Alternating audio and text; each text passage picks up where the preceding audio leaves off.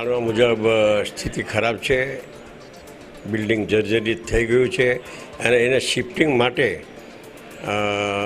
દરખાસ્ત પણ થઈ ગઈ છે અને બિલ્ડિંગ પણ નક્કી થઈ ગયું છે. ગીતાંજલિ સ્કૂલ ત્યાં એને શિફ્ટ કરવામાં આવશે અને નવી બિલ્ડિંગ માટે એની જગ્યા પણ ફાળવવામાં આવી છે.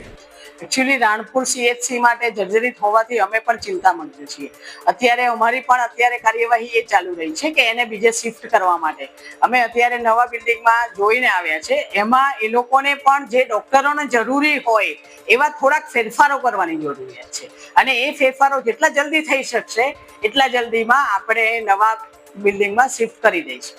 છેલ્લા 1.5-2 વર્ષથી બિલ્ડિંગ જર્જરિત છે. એન્જિનિયરો આવી અને એની નોંધ પણ કરી ગયા છે કે આમાં બેસવા લાયક જગ્યા નથી.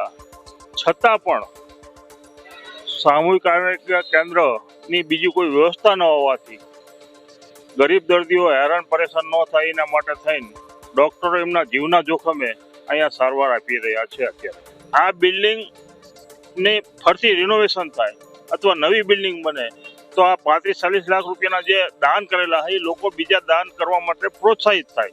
આમાં રિપેરીની સાત જરૂરત છે સાહેબ. અંદર પોળા પડે છે અને બારે બધે લઈ તિયાળું પડી જાય છે. બહુ જરૂરત છે પણ કોઈ ધ્યાન દેતું નથી.